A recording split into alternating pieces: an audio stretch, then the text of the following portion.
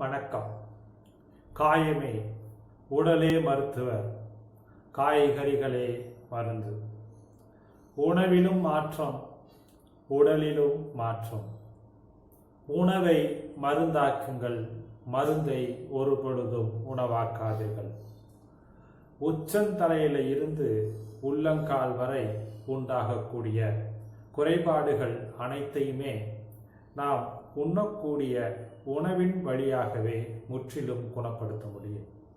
அப்போ உணவின் வழியாகவே எப்படி குணப்படுத்துவது என்றால், நாம்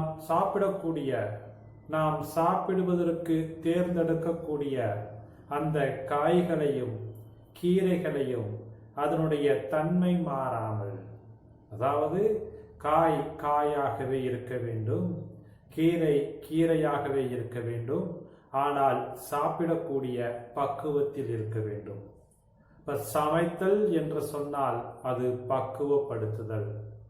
அப்போ உணவுல நாம் சாப்பிடக்கூடிய அந்த காய்களிலும் கீரைகளிலும் எந்த விதமான ஒரு அழித்தல் இருக்கவே கூடாது. அதில் இருக்கக்கூடிய சத்துக்கள் அழிக்கப்படக்கூடாது. அந்த காயிலையும் கீரையிலையும் இருக்கக்கூடிய எல்லா விதமான சத்துக்களையும் அப்படியே பக்குவப்படுத்தி சாப்பிடக்கூடிய கலையை கற்றுக்கொண்டால் ஒவ்வொருவரும் ஆரோக்கியமானவர்களே. அப்ப யார் ஒருவர் தான் உண்ணக்கூடிய உணவினை மருந்தாக்கும் கலையை கற்றுக்கொள்கிறார்களோ அவர்கள்தான் ஆரோக்கியமானவர்கள். அப்போ உணவை மருந்தாக்கும் கலை என்பது அந்த உணவை அதனுடைய தன்மை மாறாமல் சமைத்தல் அல்லது பக்குவப்படுத்துதல் என்று பொருள். இப்போ உச்சந்தலையிலிருந்து உள்ளங்கால் வரை உண்டாகக்கூடிய குறைபாடுகள் அனைத்திற்கும் தீர்வாக அமைவது நாம் உண்ணக்கூடிய உணவே தான். அப்போ உணவை மாற்றினால் உடலிலும் மாற்றங்கள் ஏற்படும். உடலில் மாற்றம் ஏற்பட்டால் உலகத்திலேயும் மாற்றத்தை நாம் கொண்டு வரலாம். அப்போ என்கிற இயற்கையினுடைய தத்துவத்தின் அடிப்படையில் நாம் தினமும் ஒரு மருத்துவ சிந்தனை பார்த்து கொண்டிருக்கின்றோம். இன்றைய மருத்துவ சிந்தனைங்கிற தலைப்புல தினம் ஒரு கீரை கசாயம் பார்த்து கொண்டிருக்கின்றோம். அப்ப தினம் ஒரு கசாயம்ங்கிற தலைப்புல நமது வீட்டுக்கு அருகாமையில் கிடைக்கக்கூடிய, எளிதாக கிடைக்கக்கூடிய, வருடம் முழுவதும் கிடைக்கக்கூடிய கீரைகளை கொண்டு, அதாவது நடமாடும் சித்தர்கள் என்று அழைக்கக்கூடிய கீரைகளை கொண்டு ஒரு கசாயம் செய்து நமது உடம்புல ஏற்பட்டு இருக்கின்ற குறைபாடுகளுக்கு ஒரு உடனடி நிவாரணமாகவும் மருந்தாகவும் உணவாகவும் இருக்க வேண்டும் என்பதற்காகத்தான் நாம் கீரைகளை கொண்டு ஒரு கசாயம் தயாரித்து கொண்டிருக்கின்றோம். அதன் அடிப்படையில் இன்னைக்கு நாம் ஒரு கீரை கசாயம் தயாரிக்க போகின்றோம். அந்த கீரை கசாயம் எந்த கீரையை கொண்டு என்று கேட்டால் பொன்னாங்கண்ணி கீரை. இந்த பொன்னாங்கண்ணி கீரையை தெரியாதவர்கள் யாரும் கிடையாது. தமிழகத்தை பொறுத்தளவுல இந்த பொன்னாங்கண்ணி கீரையை அனைவரும் நன்றாக அறிந்திருப்பார்கள். இப்ப இந்த பொன்னாங்கண்ணி கீரையினுடைய முக்கியமான மருத்துவ குணங்கள் என்னன்னா, கண் பார்வை, கண் சார்ந்த குறைபாடுகளை தீர்ப்பதற்கு இந்த பொன்னாங்கண்ணி கீரை ஒரு மிகச்சிறந்த மருந்தாக விளங்குகின்றது. காரணம், மற்ற கீரைகளை காட்டிலும் இந்த பொன்னாங்கண்ணி கீரையில வைட்டமின் ஏ நிறைந்து காணப்படுகின்றது. அது மட்டுமல்லாம ஒருவர் தன்னுடைய உடல் மேனி பளபளப்பாகவும் அழகாகவும் இருக்க வேண்டும் என்றால் அதற்கு இந்த பொன்னாங்கண்ணி கீரை மிக உறுதுணையாக இருக்கிறது. அப்ப தொடர்ந்து ஒருவர் உணவில இந்த பொன்னாங்கண்ணி கீரையை எடுத்துக்கொண்டே வந்தால் அவருடைய உடல் மேனி பளபளப்பும் உடலுக்கு அழகையும் கூட்டக்கூடிய ஒரு கீரையாக இருப்பது இந்த பொன்னாங்கண்ணி கீரை தான்.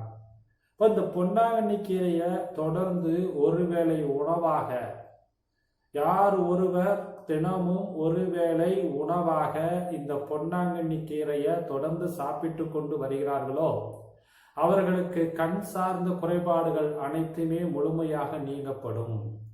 அப்போ குறைந்தபட்சமாவது ஒரு 48 நாட்கள் என்று சொல்லக்கூடிய ஒரு மண்டலம் வரை இந்த பொன்னாங்கண்ணி கீரையை ஒருவேளை உணவாக தொடர்ந்து எடுத்துக்கொண்டே வந்தால் அந்த கீரையை அதனுடைய தன்மை மாறாமல் சமைத்து எடுத்துக்கொண்டே வந்தால் பகலில் கூட நட்சத்திரத்தை காண முடியும் என்று நம் முன்னோர்கள் கூறியிருக்கிறார்கள்.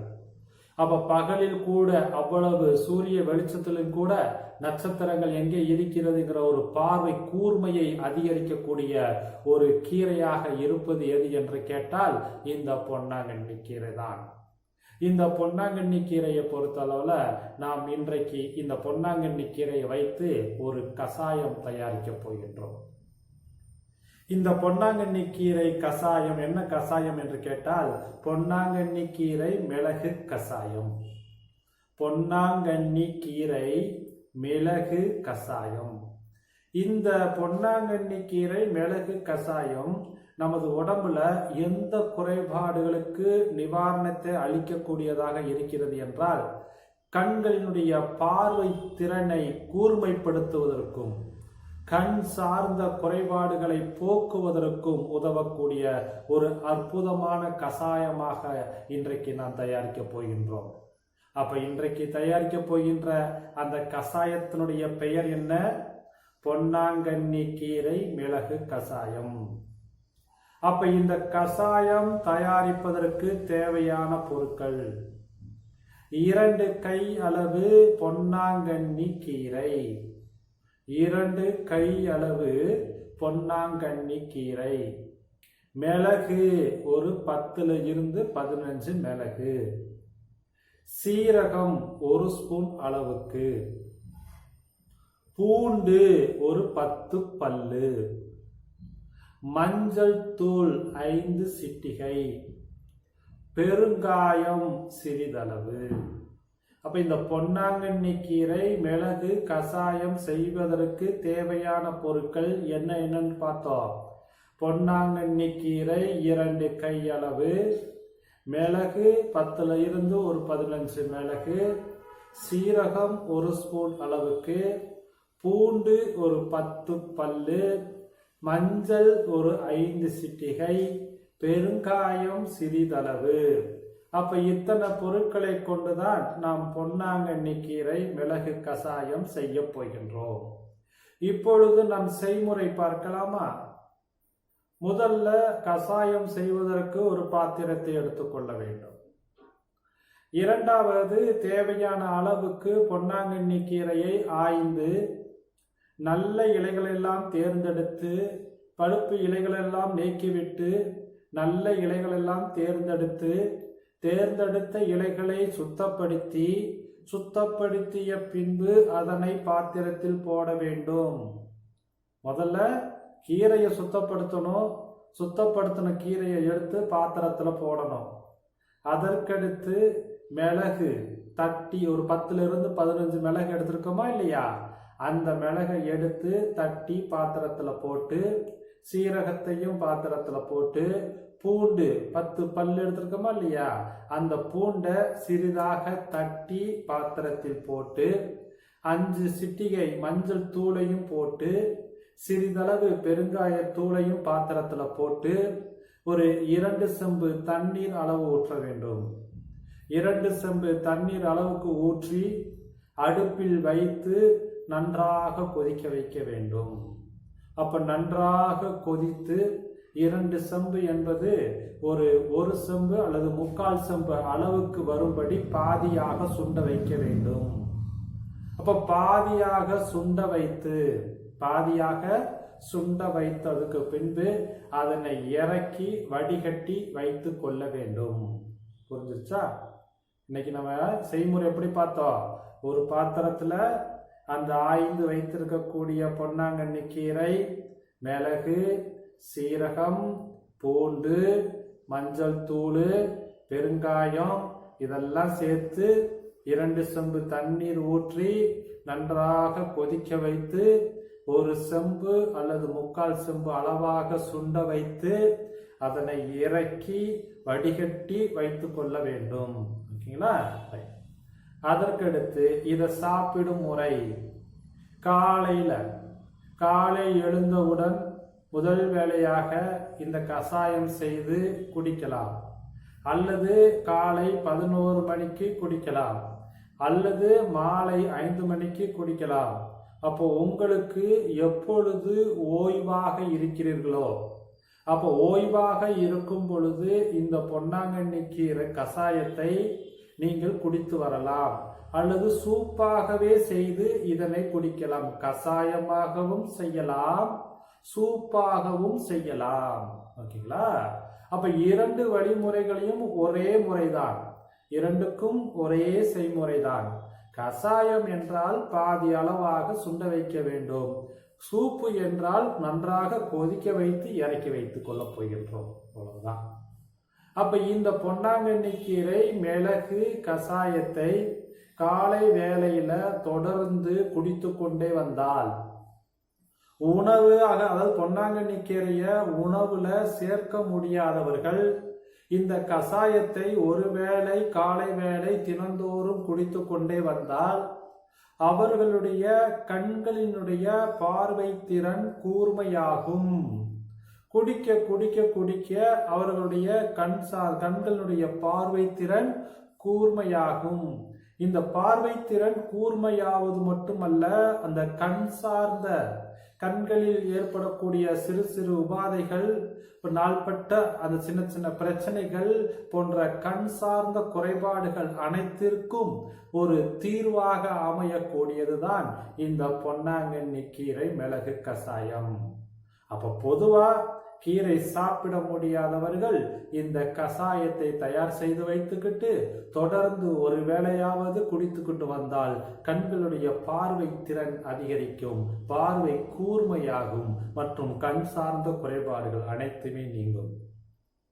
இன்றைய காலகட்டத்தில் இந்த நவீன யுகத்துல எல்லாருமே பார்த்தீங்கன்னா 24 மணி நேரத்துல 20 மணி நேரம் நம் கம்ப்யூட்டரோ அல்லது மொபைலோ நோண்டி கொண்டே இருக்கின்றோம்.